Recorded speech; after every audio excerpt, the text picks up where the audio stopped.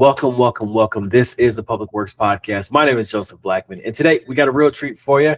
His name is Alex Hayner, and he is the Training and Development Specialist at Charlotte Water in beautiful, sunny and green Charlotte, North Carolina. Alex, say what's up to everybody. Joseph, what is going on, man? Beautiful, sunny, green. Yeah. I could go on. Hello from gorgeous Charlotte, North Carolina, the Queen City. I had a tough decision to make this afternoon. I was thinking about taking this call from the outdoor patio at my workspace. Okay. It's that kind of gorgeous day. That would have been a first.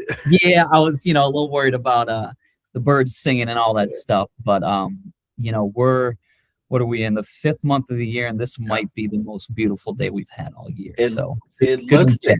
I was out there for UMC Utilities Management Conference in Charlotte, my first time to Charlotte, and I'm like, oh, I get the draw. It's beautiful. Everybody looks good. Like it's got its pockets, but like it's one of those cities you're like, oh, I could see why everybody's flocking to this area. I should know the numbers. I think we're the second most rapidly growing, metropolitan area.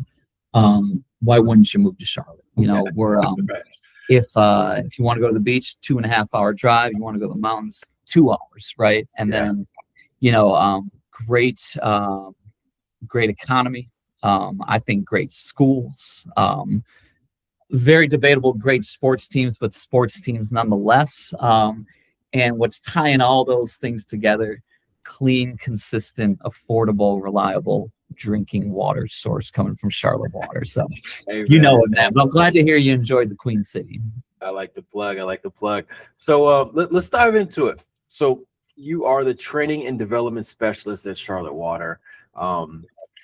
One thing I like about titles is that sometimes titles don't exactly tell what you do. So give us the 30,000-foot view of what the Training and Development Specialist at Charlotte Water does, and then tell us kind of what the position might have been when you first got into it, what you're looking to morph it into, because we know these things are fluid and they change over time. Yeah, absolutely. And that's, I'm a word nerd, so I look at training and development specialists, and man, you could go a lot of different ways there, right? I'm sure there's some Premier League football teams over in England that have training specialists. Their training looks a whole lot different than what I'm doing, right? But so really to break it down, I'm part of a great team. We're small in number, but we're really mighty in reach. The training and workforce development team for our water utility, Charlotte Water. We support 1,300 plus water workers across our One Water network. So that's water, wastewater, stormwater. With Charlotte Water, we have the name Charlotte, or the word Charlotte in our name, but we serve our entire county and beyond. And as I mentioned, a really rapidly growing population. What we do, how we serve our internal customers, we really have a variety of support through learning, through development, and really through upskilling initiatives. I think a good way of kind of painting the picture of what I do is just touching on my professional portfolio, my portfolio of projects. So one of the big things that I lead is our new employee orientation program. So every month, all new hires across our One Water network, they get to spend a day with me. And I really, I approach that day with 3 pillars. And the first thing I do, 8 a.m. on the second Thursday of every month, I say we're here really based on these 3 letters, on W, on L, and C. W, L, and C. And I'm going to take a pause. Joseph, I'm going to turn the tables. Take a guess at one of those letters. What do you think, W or L or C? I'm going to put you on the spot. I think C is Charlotte. I think L is learning. I think W is for water. I'm guessing. Tell you what. So you gave me 3 answers. 1 out of 3 was correct. So not bad. That's not bad. The learning, the L is learning. So I start, the W is welcome, right? Okay. Welcome to our organization. We spend a good portion of the day looking at all of the different elements of what we do, right? Our history, our leadership, our infrastructure, our service area, our mission and vision, right? We really we welcome our new employees to our organization. I incorporate a lot of experts throughout the day as guest speakers. A common thread of every single voice in that room is welcome to a great industry, welcome to a great organization. So W is welcome. The L is learn. We learn so much that day, and I say this with conviction. I've been doing the new employee orientation for 4 years. Each orientation, I learned something new. Sometimes that's something new to the trade. Sometimes that's something new about a colleague. Sometimes that's I learned something new about somebody I've been working alongside of for years. But really, we do so much learning in so many capacities. And I really feel the position I have and the team that we have, we're constantly learning because the industry we work in constantly progressing, constantly evolving, right? W, L, that last one, Charlotte was a great guess. I use that C as connect, right? 1,300 plus water workers. When we leave that room, we're typically going to our same general circle, right? Our same team that we're going to see day in and day out. But it's so important while we're in that room for orientation, we're connecting with folks who are experts in other fields, right? If I'm being oriented as an engineer, it's going to benefit me to make a connection with someone from our laboratory, someone from our legal team, somebody that's in the trenches repairing broken pipes, right? So I really use that as a catalyst while we're learning about the organization, walk away with a LinkedIn connection, a phone number, a business card, some sort of way to spark collaboration in the future, right? And that doesn't just go for the new employees, that goes for the speakers as well. Make connections with those leaders in our organization. So that's one thing, new employee orientation. I also do a lot of work with our customer service division. Now I know across different utilities, nationwide, customer service looks different for each utility. For Charlotte Water, one, it's a large group. We got about 110 customer service employees. Those customer service personnel, they're doing anything that involves the water meter. So that's installing new meters, servicing meters that may need some intervention, and of course, reading meters and providing accurate water bills for our customers, right? A unique thing about our customer service division, it's a lot of external customer facing interaction, right? Most of the time, my day-to-day, I'm interacting with our internal customers, but those customer service personnel, they're the face of our organization, right? So I really make sure that the trainings I provide for our customer service team, they're empowering and upskilling our employees for things like dealing with difficult customers, communication skills, listening skills, what professionalism looks like, things of that nature, right? Let me take a sip of Charlotte Water here one second.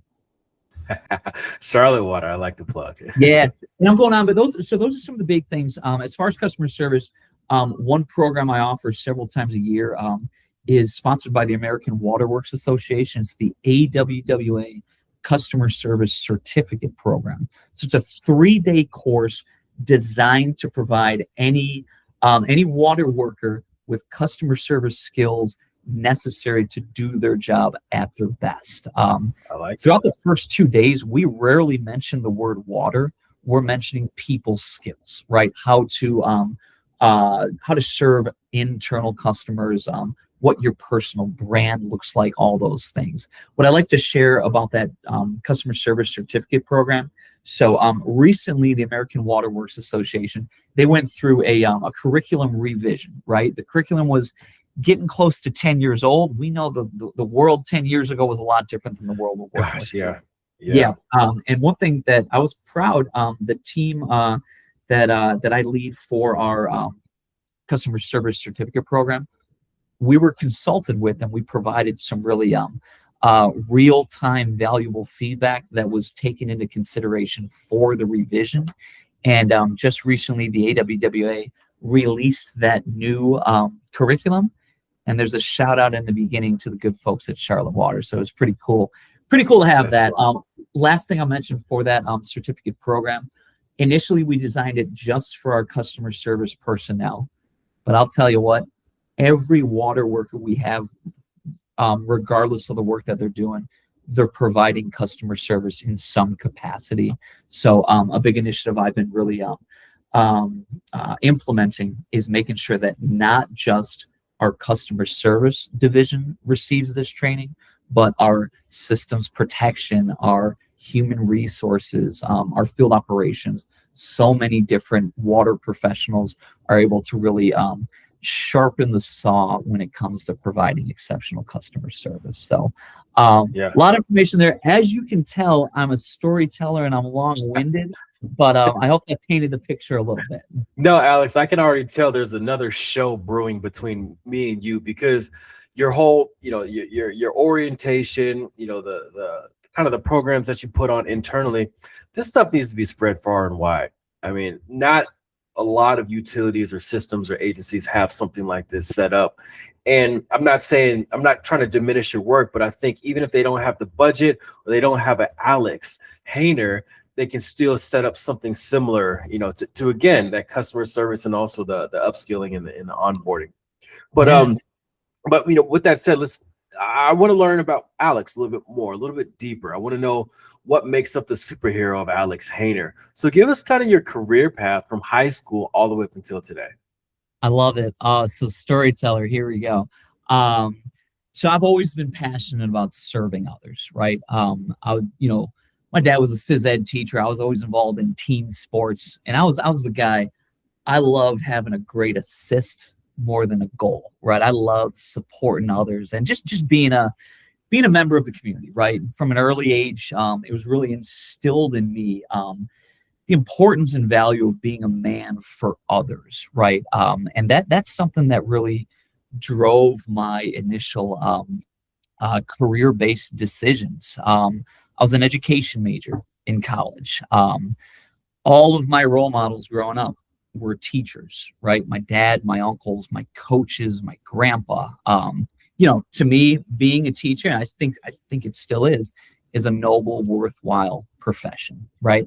So I went to school, graduated from Michigan State, and my first job out of college was teaching at a local Lansing area school. Joseph, question time, all right? Just based on what you know about me so far, take a guess at level of education. So was I a high school teacher, middle, or elementary? And then take a guess at the subject: math, English, social studies, PE. What do you think? I'd probably go with high school, because I feel like it will be symbiotic with you working with kind of that entry level, into the city type of staff personnel. And it's subject, I'm not gonna say math or English, not gonna say science. I'm trying to think what other subjects there are in high school. But yeah, I don't think we're talking math, science, or maybe history with the storytelling. Yeah, I'll go with history. So high school history. Yeah. So the first quiz, WLC, you're 1 out of 3. You're trending upward, 1 out of 2. So okay. 50%. Yeah. So high school, Okay. English, high school English. Okay. I'm fluent in the language, as you can tell. But yeah, so I was a high school English teacher, and I got to tell you, I loved being a classroom teacher. Right. Taught in Lansing for a couple of years, moved down to Charlotte, taught at the same high school, big Charlotte Mecklenburg Public High School, Mallard Creek High School. I'm a big sports guy, and Mallard Creek at the time was a football factory. And I had the pleasure to teach some students who are playing in Sunday in the NFL now. So that was something I loved. I was the varsity soccer coach while I was doing it, so really ingrained in the fabric of the school, of the community, and again, loved it, right? So why make a change? Started having kids, right? I got 2 little girls, and these little girls eat food every day, right? Yeah, man, I'd say I only feed mine every other day. Yeah. But so looked at it and just had to make a grown-up decision. Where financially would be the right move, professionally, right? So girls were young at the time. My wife was a high school teacher at the time as well. I went back to school at night, and I got my master's in school administration. So with the intent of being a school administrator, right? Ultimately, yeah. yeah, a principal, maybe a superintendent, right? And I looked at a lot of the leaders I worked for in the education system. I could see myself doing what they were doing, right? So went back to school, got that degree, but I didn't walk for graduation, right? Initially I was like, you know what? It was UNC Charlotte, and it was like a Tuesday afternoon ceremony. I was like, I'm teaching. I'm not taking work off. But my wife made a good point. She said, when's the next time your young daughters are going to see you, in the cap and gown, right? So it's like, boom, you got it. So I get all set, order the cap and gown. I even applied to be like the keynote speaker for the small group of Masters of Education graduates. Everything was looking good.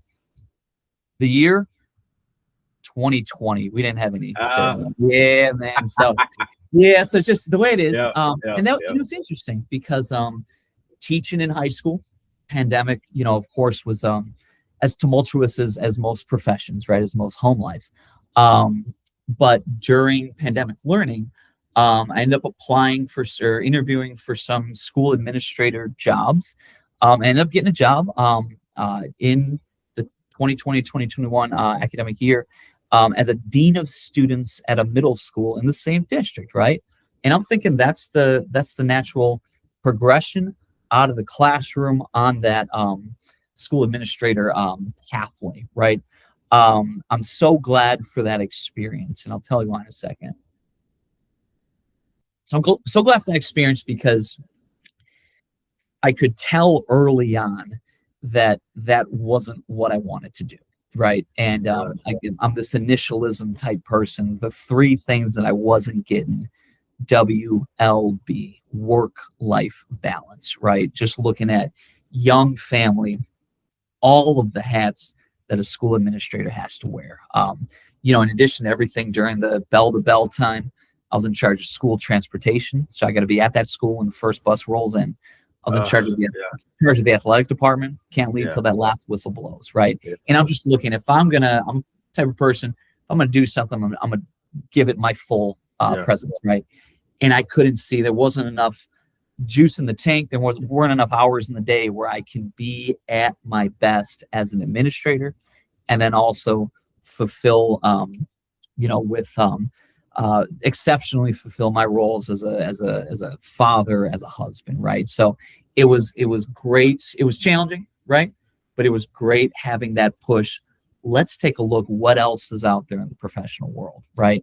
The challenge is pretty solid resume when it came to something in education. Felt real comfortable in an interview room when it came to questions about education, right? So the challenge was looking, what else? Where can the skill set I've developed, where can that transfer? And where can I, ultimately strike a better work-life balance? But then also, one thing, for as challenging as some days are in the educational world, one thing you can hang your hat on when you leave work each day as an educator, you've made a positive contribution to your community, right? So I'm thinking, where else in the world can I find an industry where I'm still positively contributing to my community day in and day out? And man, it didn't come easily, right? It took some, I devoted Sundays from 9 to 11. That was going to be my research time. That was going to be my job application time, my networking time, right? How do I find that next step in the career pathway? And it took about 9 months, some highs, some lows, some interviews where I think I crushed it. And then the ghosting second week, what the heck happened, right? And it's just the way it goes, right? But man, you talk about serendipity. When I saw it, and as I'm researching, I see this industry, learning and development, training and development, right? And I'm thinking that's a lot of what I've done, not content-wise, but skill set-wise. I can find myself doing that. And then I look, the city of Charlotte has all of these different departments, and they're all contributing to a great growing city, right?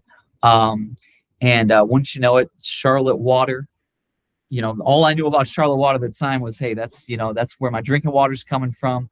That's where that reasonable bill is coming from each month, right? So Charlotte Water, a posting, training and workforce development specialist. And I think, let's give it a go. Let's see what happens. And I use the word serendipity. My interview for Charlotte Water was on my birthday, and I went in feeling good. And one of the prerequisites for the interview was you had to create a 10-minute presentation on this, pre-made topic, right? A lot of what I do is speaking in front of groups. Well, just about every semester I taught 12th grade English, and a key element of the curriculum was presentation skills. And I taught students for about 8 years how to deliver the perfect 10-minute speech. Well, all I did was I took my own advice and I applied it. And, it's one of those things. When the place I interviewed was our environmental services facility, conference room C. And every time I go by conference room C, or anytime I got a meeting there, good memories come up. That was 4 years ago now. But yeah, so that's where I'm at. I think I meandered with the answer to that question, but hopefully it provided some insight or laughs at least. No, one thing I wanted to kind of touch on has nothing to do with water, but just teaching. You don't see that many men in high school, middle school, elementary teaching roles. Why is that? I feel like it should change. What are your thoughts on that? Yeah, I mean, that's a great question. And I don't have an answer. Here's why. One of the most influential people in my life, my dad, middle school teacher, right? Middle school phys ed all his life, right? My grandpa, Detroit Public Schools, middle school phys ed, Michigan State educator, right? So yeah, I mean, I guess it's all everybody's got a unique academic history, right? I know my most influential teachers, I had some great female teachers as well. But I look at, my English teacher who really made me, understand the value of words and word choice and diction and stuff like that. Mr. Clancy, right? I look at Brother Boynton, world history. You couldn't find someone more passionate about Pangea and Mesopotamia and stuff like that is infectious. And I'll tell you this, some of the topics that I provide training on, not glamorous, exciting, man, I can't wait for this topic, but I bring some genuine enthusiasm and passion. And, but to answer your question, I'm not sure why we see, gender disparity when it comes to the teaching profession. But I sure as heck enjoyed what I did. And I'm still very much an educator, just with longer lunch breaks. Let's put it that way. I love it. Let's talk skill sets. Let's say a youngster is saying, "Hey, Alex, I want to be like you one day. I want to be, learning development, onboarding, upskilling, all that fun stuff." What would you tell him that would be the main skill set he or she should pick up to be successful at what you do? Yeah, no, it's a great question. Jerry Seinfeld's a little bit dated now, right? He's not a current stand-up comedian, but he's got this great line. The number one fear for Americans is public speaking, right? The number two fear is death.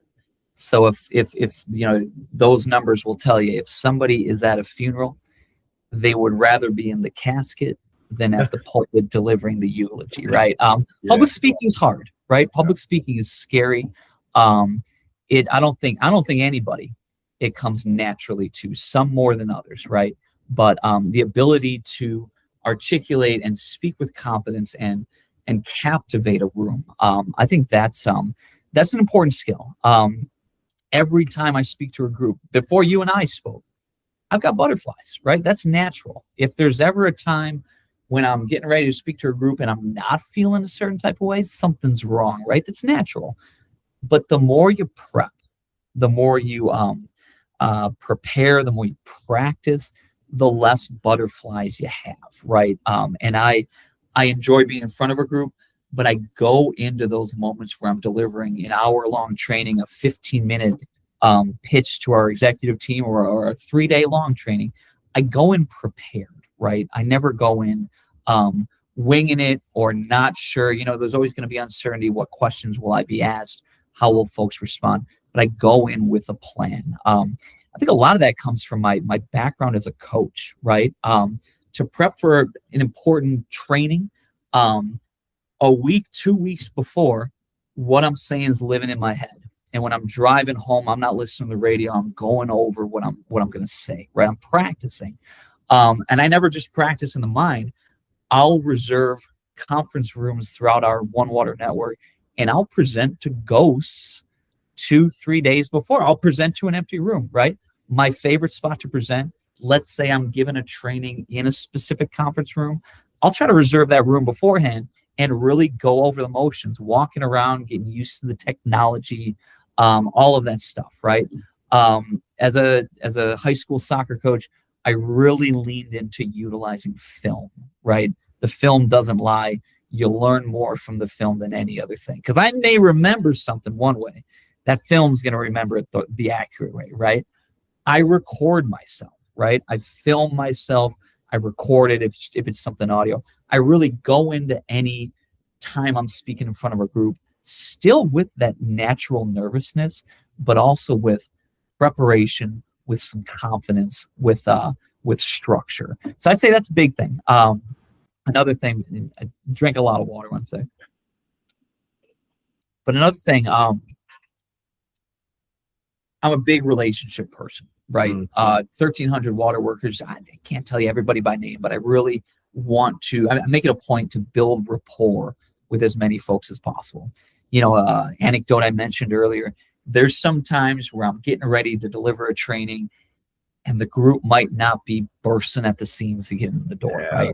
But there's never a time 10, 15 minutes before training where I'm sitting by myself or I'm on my phone. I'm talking with folks, right? And I'm not talking about water. I'm not talking about, emotional intelligence, if that's what I'm talking about, if that's the the topic of the training. I'm talking about, how's your NFL team doing? How's your family, right? One thing we do a great job in the city of Charlotte. We have a lot of wellness initiatives. Right now, we're going through something called May Madness. It's a 3-on-3 basketball tournament for all city employees.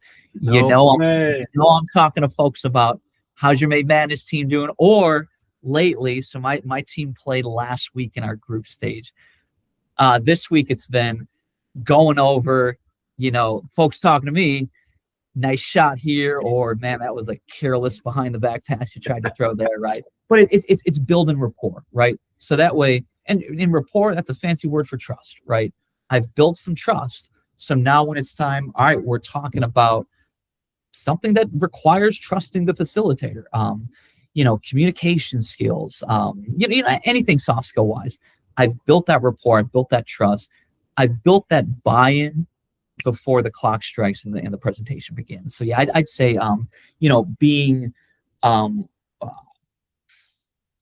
having grit, having a work ethic that prepares me for uncomfortable situations, being a little bit comfortable in those uncomfortable, big group presentations, and then also, building connections throughout. And you get the sense, Sure. I'm a people person. It's authentic stuff. Yeah. Good stuff. All right. I need a story. It's story time now. I need a story from Alex. When something went wrong under your watch, what you did to fix it, and then what lessons you learned from it to apply to your future career. It could be that proverbial own goal that you're like, oh, it wasn't off me. Then they showed you the film, and they're like, oh, that was off me. We are months from the World Cup. That's a great analogy. The proverbial own goal. And I'll tell you, I played soccer all my life.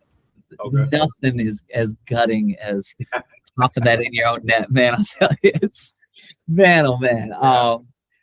Something went wrong on my watch. So I'm a fast walker. That's my natural cadence, my natural gait. I walk fast. That's school administrator reverberations, right? You got to get from A to B quickly. So I'm a fast walker. When I make a decision, it's something I continue to need to improve on. Sometimes I'm thinking about just myself and not the others that will be impacted by whatever decision. And it could be in my mind, a small level thing, but a small thing can make all the difference. And this goes to orientation, right? So when I first started as the lead of our orientation program, we were headquartered at one facility, and about, man, maybe a generous 300 yards down the road was one of our wastewater treatment plants. And a component of new employee orientation, still a component to this day, is we take a field trip to a working wastewater treatment facility. There's only so much you can learn from a book or a screen when it comes to wastewater. If you're experiencing all 5 senses, you're experiencing it for real, to get from our home base to that wastewater treatment plant. Shoot, we're talking 300 yards. We're walking, right? No problem. Typically, orientation group anywhere 10 to 20 new hires. First couple times doing it, went off without a hitch. Shaded areas, so even the North Carolina heat not impacting the walk too much. And it's good. Breaks up the day, get you that fresh air, all that good stuff, right? The challenge is with these, and still to this day, with orientation, it is a tight time situation, right? A lot of guest speakers, everybody's message and time is valuable. So if I say we're going to be back at this time, we got to be back at this time. You can kind of see where this is going, right? So we're there, we're taking the tour of Irwin Creek Wastewater Treatment Plant, and I'm checking the time. It's going a little long, no problem. As we start our trek back, those 300 yards to our headquarters, the next speaker is our director, Miss Angela Charles. I can only imagine what her calendar looks like. If I say I need you at 11:45 and I'm coming at 11:47, that's a real bad look, right? So it's getting close to that time. It's about 11:40, and I'm thinking I'm gonna get back there. That's a 2-minute walk. We're in good shape. Well, I got some walkers, not 2-minute walkers. We'll put it that way, right? So now I'm in a situation. How am I going to handle this? Do I kind of get across the line and say, hey, you got to hurry up? Like, how do I do this, right?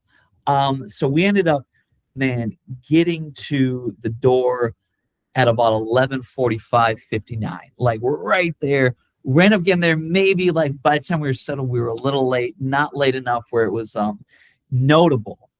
But that was a lesson I took away. I got to be able to accommodate for all of my colleagues when I'm making decisions like that, right? Thankfully, on our utility vehicle fleet, we've got some 15-passenger vans. So from that point moving forward, I made it a point. Part of my new employee orientation prep was reserving 1 or 2 of those vans to take out the spectrum of walking pace that we all have. So, yeah, I would say that was a close call that shouldn't have been close. Yeah, I would have been thinking ahead a little bit. No, I could see that. And you said the word spectrum. I focus on the aging, or most people focus on the aging infrastructure, right? The old pipes under the ground, old water treatment facilities, everything's past its half-life. I like to focus on the aging workforce, those who are staring down the retirement. They're a hop, skip, and a jump from, their 30 years and being done. When during your onboarding, I guess, give us a sense of what the spectrum is of people who know what wastewater is, and those who don't. Those might be, getting, fresh out of high school. They're like, they need to find a career. Those who are 35 years old, they like, kind of like what we're saying, they might have had that second child, and they're like, I got to get serious about benefits and, making a little more money. Or they're 55 years old and it's their third act, and they just want, health. They want some benefits behind it. So give us kind of the spectrum of what you see at Charlotte Water of who's walking through those doors for that onboarding. Yeah, no, it's another great question. And I've seen it all. I think I've seen it all, right?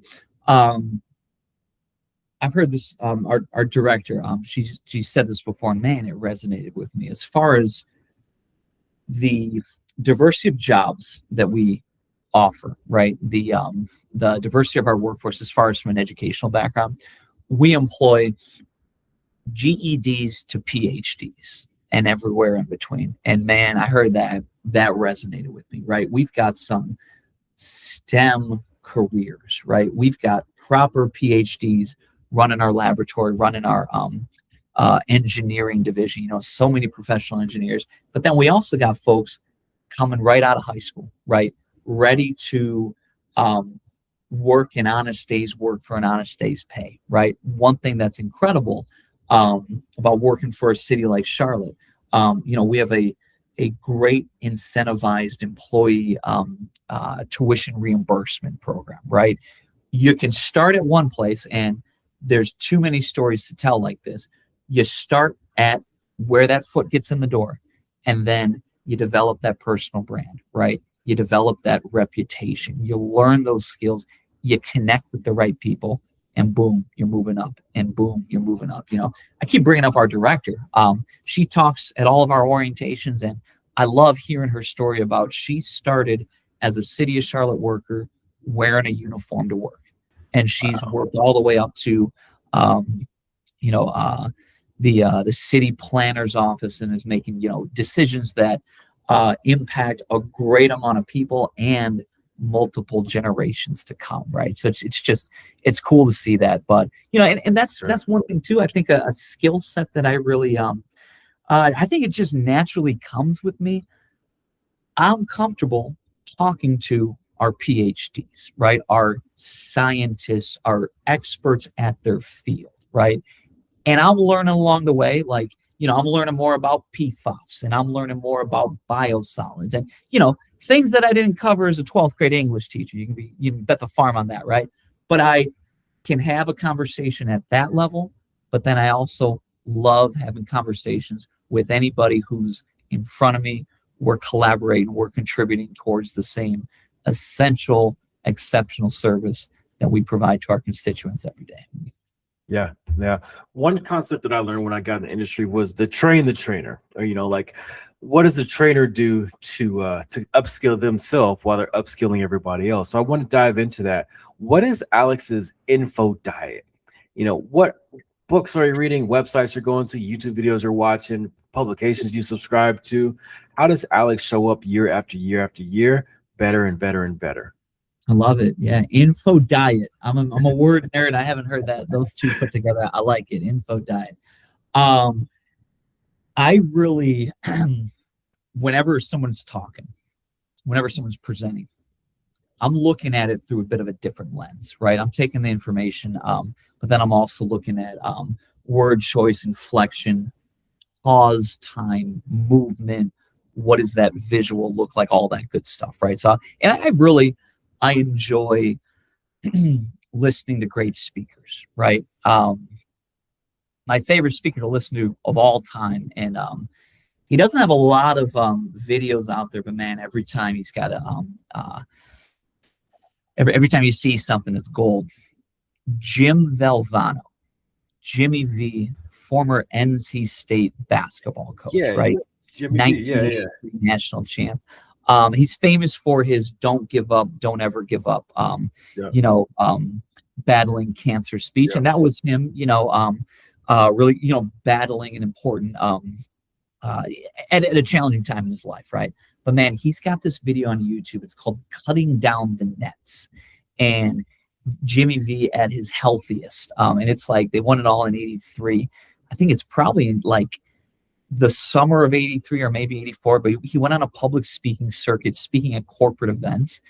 And Joseph, I got to tell you, the stories that he tells and the way he tells those stories, I forget how I came across this video. It was probably, I was in college or just out of college, but man, I've listened to that video. I've incorporated it into teams I've coached, the way I approach parenting sometimes, but man, listening to the stories he tells and the passion he delivers it with, it's I still find it inspiring today, right? So just listening to great speakers. My folks live up in Detroit. I'm a Detroit native. Where am I going? I was going to make a joke. I'm not going to do it. When I last time I was up to visit my folks, we went to church, and I'm the kind of guy, I was listening to the preacher, not so much his message, but his approach, right? Probably not the right thing to do.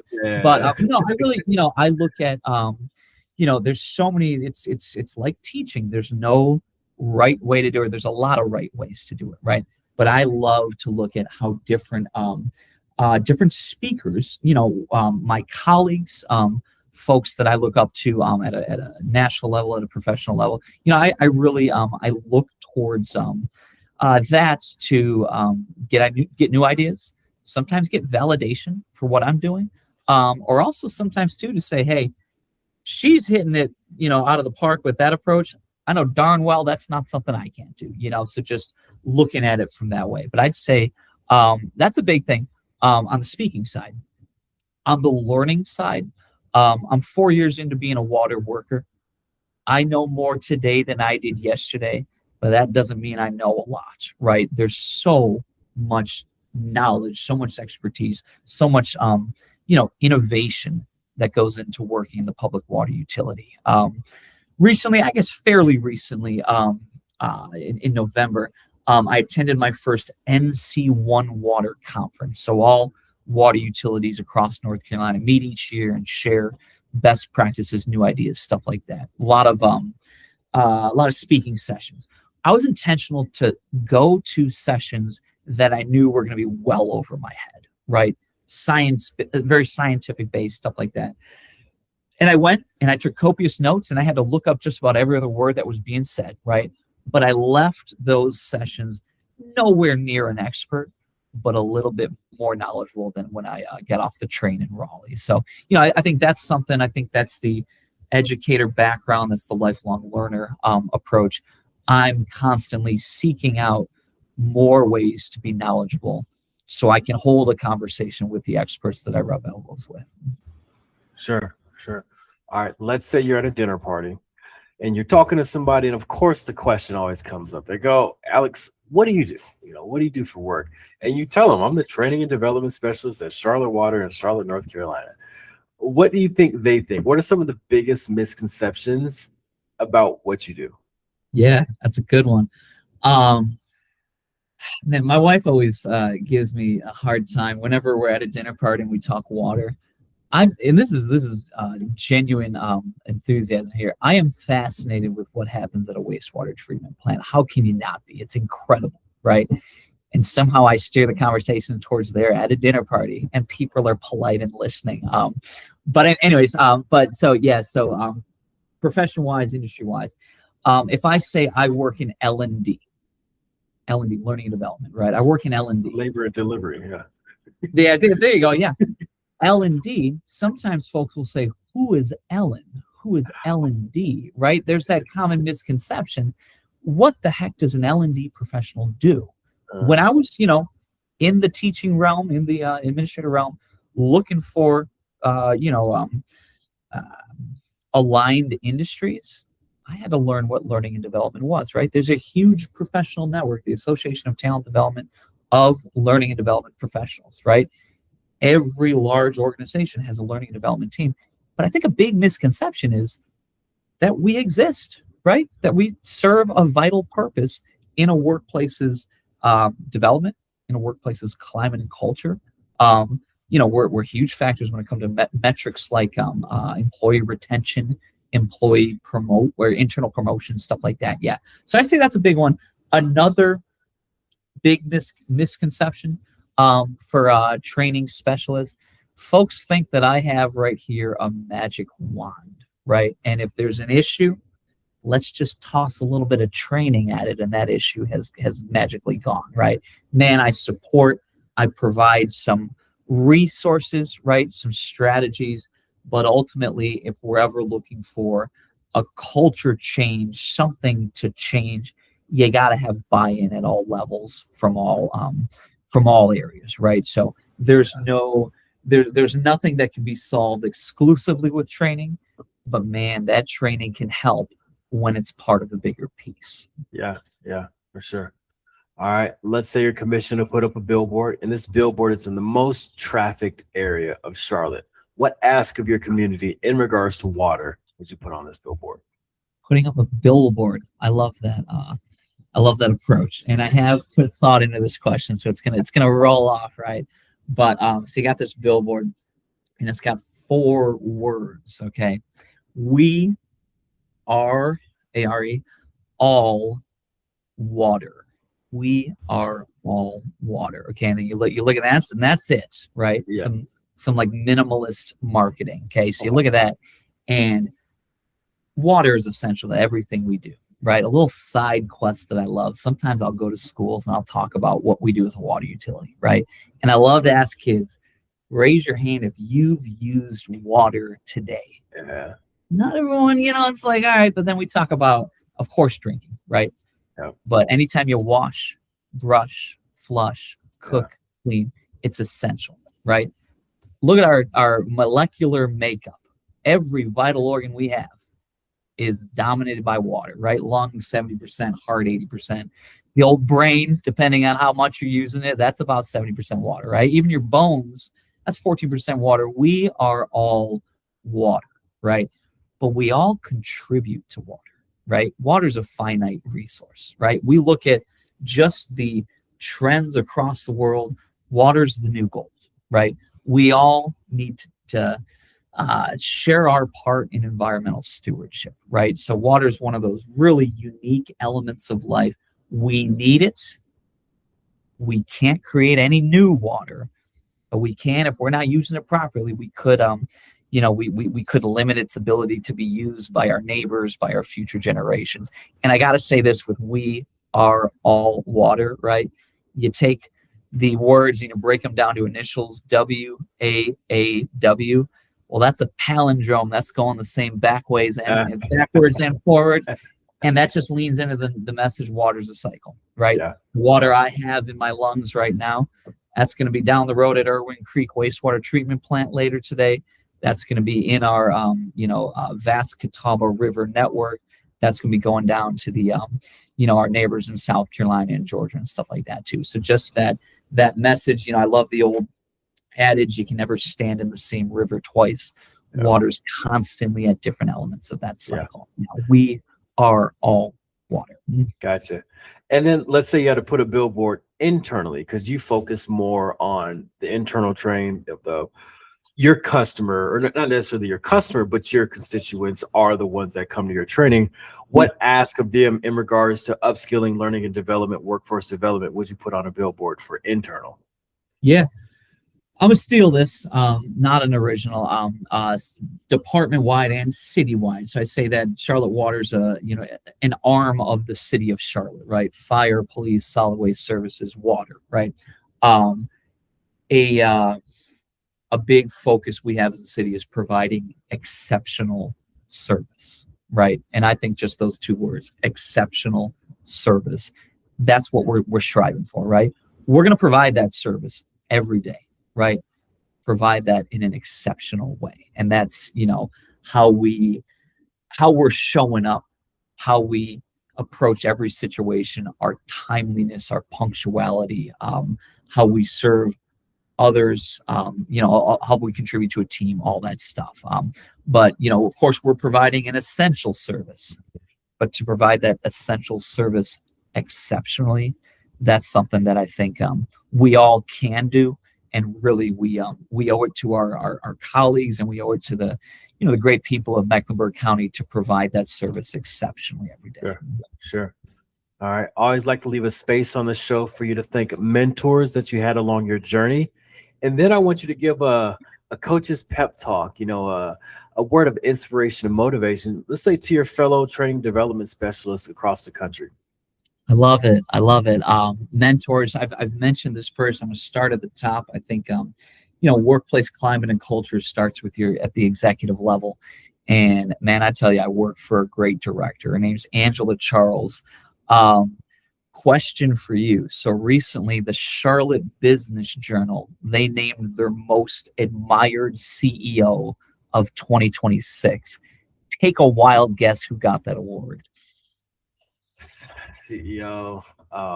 It's in the Charlotte area. I'm teeing this one up for you, Joseph. That's the Charlotte Water Director, Angela Charles. I mean, to get that award, I mean, how about that, right? Yeah. And that is a bullet point in a list of awards that she, deservedly receives. But I'm gonna tell you this, and I mentioned earlier, every orientation I leave space for our director's message, right? And I mentioned too, I can't imagine how packed that schedule is that she keeps. Every orientation, she devotes 45 minutes to speak with our new employees. And to have that immediate connection. And it's not just here's the message, it's what questions do you have, and let me answer those authentically, right?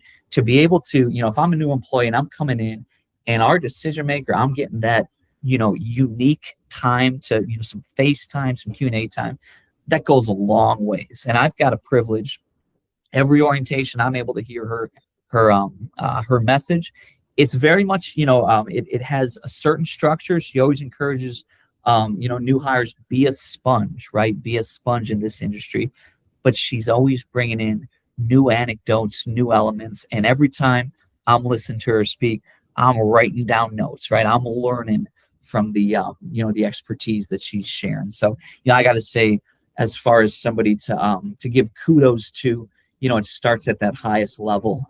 There's two folks that I work with really directly. One is Carolyn Ross. So Carolyn leads our training and workforce development team. I gravitate towards people, right? I want to work for somebody that I care about, that I know cares about me. And before any conversation I have with Carolyn, before it gets to work, she asks, how are Charlie and JoJo? Those are my two little gals. So, she really she's a people-centered leader, and man, that brings out the best in me. And then one more leader, my direct boss, Steve Wood.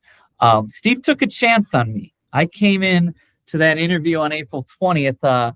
I was fully versed in Beowulf and Macbeth, but I couldn't tell you a darn thing about biosolids and stuff like that. But he saw, some potential that really, without, him seeing that vision and providing great support, steering me in the right direction. I really think I'm developing as a, as a public servant, as a water worker, based on the support that I get from Steve every day. So those are my professional kudos. Got a shout out back up in Royal Oak, Michigan, my folks, Paul Hayner and Karen Thompson. My mom, she really instilled the value of education in me and my siblings, at a young age. And I think that's something that, I'm passing along to my gals, and I'm still benefiting from. And when you talk about a people's personal role model, I look at my dad. He can't go anywhere without making a new friend. And I still see that today. Yeah. And I just, just love him for that. And, try to stand on his shoulders as far as my professional career. And the last person, all those people I named are great people, but the most important person to thank, my wife, Laura. We met teaching summer school one year. It may be the only good thing that ever came out of a summer school classroom. But, I just, she supports me. She's crushing it at the department level of the school district that she's working for now. And really, we've got that collaboration where we're able to both lean into our profession, but also, provide a great home for our little gals to maybe be future water workers, So, yeah, but those are the shout outs. Other question, the pep talk. Yeah. It's minute 89, you get a hydration break. You're down 2-1. What are you saying to keep everybody motivated, keep them inspired to finish the game and win it? Man, so I coach my daughter's 7-year-old soccer team, and the start of every, and we don't keep score, right? Yeah. But the start of every fourth quarter, the last quarter, and this doesn't apply, but I like to use this. I tell the girls ETT, these little 7-year-olds, ETT, and they know that stands for empty the tank, right? Empty the tank. But that's not my message. My message, learning and development community. Here's the old English teacher nerd coming out. We're going to go with a quote from Ralph Waldo Emerson. Okay. Emerson's famous quote, "Nothing great has ever been achieved without enthusiasm," right? That enthusiasm, that's it's hard to draw a picture of enthusiasm. It's tough to put into words what enthusiasm is, but it's one of those things when you feel it, it's there, right? Nothing great. A lot of good things, right? A lot of mediocre things have been achieved without enthusiasm, but nothing great has ever been achieved without enthusiasm. I'm a believer in that. And obviously I'm a big advocate for leaning in with that natural enthusiasm. For sure. I had a coach that used to always say, energy and intensity. If you don't have any, fake it, because it still rubs off. Hey, come on now. I love it. All right, the last question, most important question. Let's say I'm coming to Charlotte and I text you ahead of time. I say, Alex, where can I go to get the best burger in Charlotte, North Carolina? Where are you going to send me? I love it. I have two answers. Okay. And that stems from my belief a great burger place is going to have a small menu, right? They are going to be experts and specialize. And, you're not going to get a lot of choices. You don't need a lot of choices. Yeah. It's A or B, right? In addition to that, if I can walk to the spot, that burger tastes better if I've walked, right? I'm a big believer in that. And then the third thing is the people there, right? Yeah. If I'm going to see people I know, if I'm going to run into former students, man, that makes the experience all the better, right? So two places fit that criteria. All right. The first one's called ACE number 3. ACE number 3. Over the weekend, I watched the Kentucky Derby. Doesn't that sound like a horse name? Ace number 3, right? But Ace number 3. It is in my neighborhood. I love a Sunday afternoon walking with my girls. The Ace number 3, getting a nice, juicy Ace burger, some crispy fries, and a cherry coke. Let's go, right? It's so that's the spot there. And there's always, with it being a local community spot, it's actually the owners are parents of former students that I taught, so it's all in, right? And I love seeing folks like that. But another place, man, you may have seen it. You were in Charlotte recently.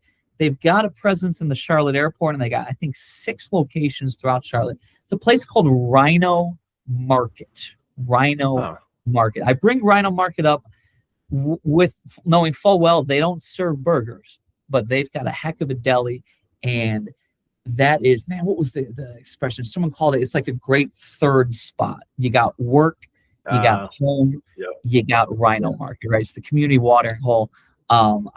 Again, walking distance, it's right on a greenway that we live on. I love taking my girls there. I love sometimes if I got to get some work done outside the office, that remote working spot, Rhino Market. I never go there without seeing somebody that I know. And now a lot of times I've made LinkedIn connections or, made friends with dads who have daughters that we've created, little social groups with. So yeah, great. They got an ABLT, an avocado, bacon, lettuce, and tomato, fountain Coke, which I'm a big fan of. And then after work, after the job is done, some fun beverages to have as well. So yeah, it's just a great spot. But yeah, big Rhino Market guy. And Ace number 3 is a great spot too. Okay. I guess I missed Rhino when I was out there, but next time I'm out there, I'll check it out. And here's the thing: they got one in the airport, but it's not the same. Yeah, it's not your local community, but it's a good spot nonetheless. Yeah. Okay. Well, Alex, thanks for hopping on the podcast today. Thanks for sharing your wealth of information and knowledge with us. To all the listeners out there, make sure you share this with somebody who you think needs to hear it. Alex, any final words before we get out of here? I just got to shout you out, Joseph. I'm prepping for today.